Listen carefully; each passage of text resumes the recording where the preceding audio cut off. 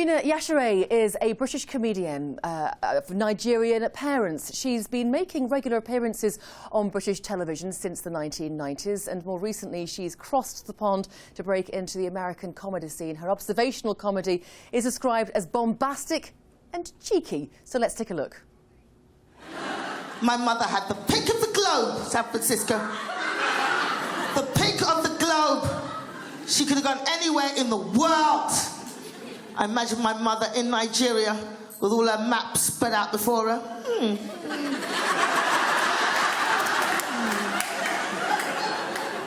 Where shall I go? Where shall I go?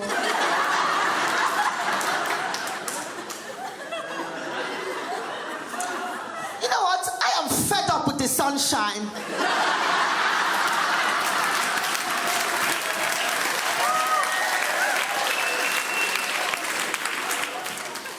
To go somewhere with a lot of drizzle and subtle racism. That's what I want, subtle.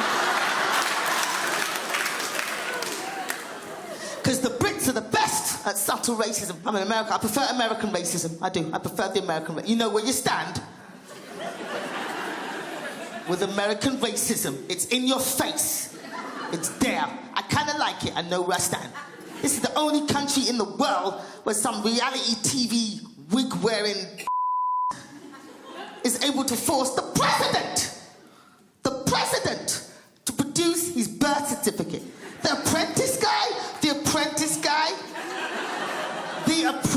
guy really? Trump the chump, really?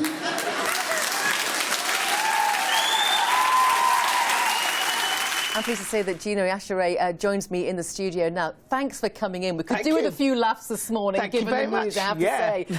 In your intro, I said that we're going to talk about getting older. I mean, you're young anyway, so I'm going to bypass. I'm going to bypass all of that and go straight to your Nigerian roots. And how much do you draw from those roots in your comedy?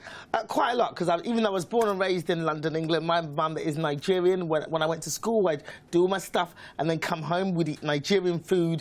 That's how it was. When we went out, I dressed in the clothing, everything. So, yeah, I draw a lot from my upbringing. And you've moved to America. You were born in Britain, but you've moved to America. Yeah. Do they get you over there? Do they get your sense of humour? Because in a lot of it, you're very British, aren't you? I sound very British, but my comedy is pretty worldly because I travel a lot. So I'm used to performing to different audiences all over the world. So I've never had a problem. People say, but do they get British humour? And I don't really see my humour as British. It's just humour. As long as you're funny, you have a sense of humour, you can speak English, and you look in the right way, you'll get my humour. Was it difficult to tap into American scene then?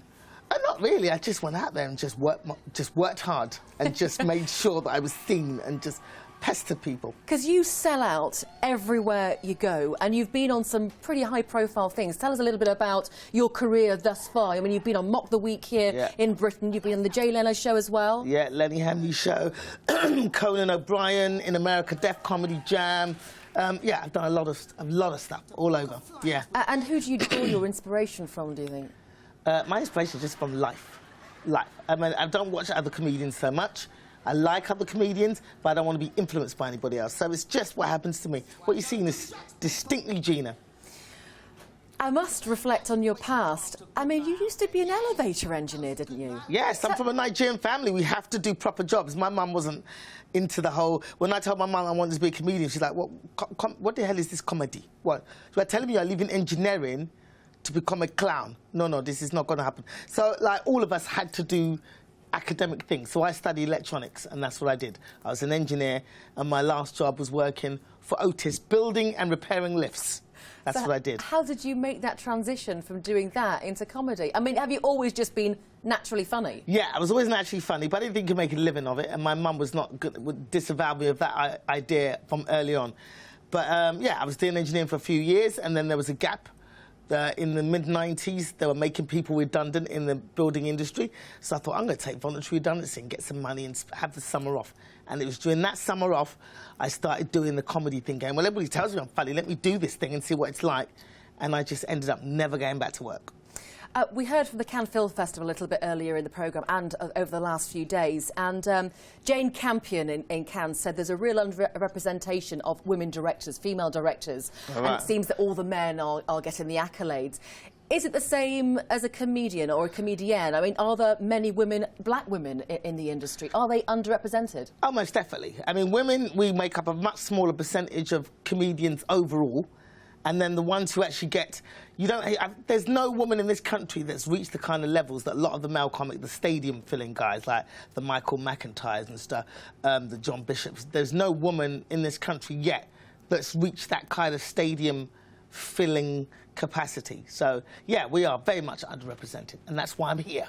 So what are you doing at the moment? Tell us about it, because you're pretty busy. Yes, I've literally just come back from the States this week, and I'm here doing the Underbelly Festival, which is a huge upside-down cow tent venue that's built under the London Eye. Yeah. You'll see it messing up... you can probably see it from the studio. Yeah, you'll see it messing up the skyline. It's a big upside-down cow and udders.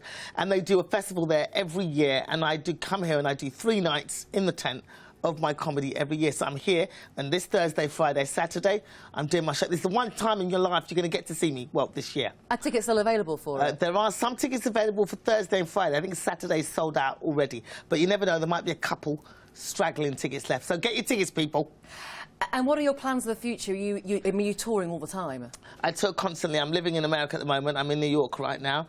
So I'm constantly on tour. That's what I do. I love it. So listen, if you were to go to Nigeria... Yes. ...and do a tour, I mean, is that something you've done? I've been there. I actually went to Nigeria back in 2011 or 12, and I went with a famous comedian over there called Basket Mouth. Right. And I did some shows there. It was great fun. And how were you received over there? It was pretty good because I didn't know I was quite famous there. I did a character on the Lenny Henry show called Mrs. Amokrede, which was a mother and her daughter at parents' evening this mother just pushes her daughter relentlessly.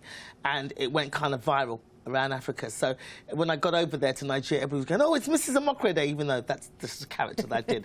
So it went pretty well. Half the audience were like, this is great, we love this. And then half the Nigerians were like, who is this girl coming here doing jokes about Nigeria? How does she know she's from England?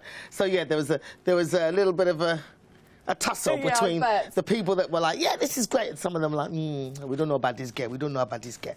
So, but I had a good time. It was great. Do you cover politics in your jokes? I do a little bit. I do a bit of everything. So whatever is the zeitgeist at the moment, I'll cover it. Yeah. Give us an example. Come on, tell us a story or something funny. You're going to have to come and see my show. I'm not giving you it for free. No, get your tickets. GinaYashere.com.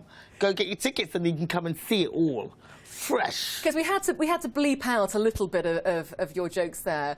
It wasn't a big word. It's early. Out. It's early in the morning. It's early days. But yeah. I'm not that bad. I'm not that blue. But I'm British. I'm a Cockney. I swear sometimes. That's what happens. So after Underbelly, yes, which is on for how many days? Literally 3 nights. This Thursday, Friday and Saturday, and that's it. I'm gone, and I'm not back in the country till sometime spring 2015. How often do you come back to the UK? Are your parents still here? Yeah, all my family's here. I'm the only one that's left. I'm the only one that escaped. Yeah, so I come back at least sort of twice a year because I like to keep my fans happy here because I've got a great fan base here. So I come back to do my shows. Like I did a tour last year, so I'll be coming back in the spring 2015 to do another UK tour. What do your parents think about you then? Oh, my mum loves it now. When I first started doing comedy, as I said, she was not impressed. She was like, you are a clown. I don't understand. What am I going to tell my friends in Nigeria? You're a clown. But then I got her on television. Within 3 months of starting doing comedy, I got her on a TV show. Oh, what did she think to that? Yeah, I got onto a talent show that was hosted by Jonathan Ross. And she was in the crowd, and Jonathan Ross turned and said, oh, Gina's mum is in the audience. And I swear, my mum stood up like this. Yes, it is me. I am the one. I am the one that created this. Gina, thank you so much. Gina Yashere, thank you so much for coming on This Day Live.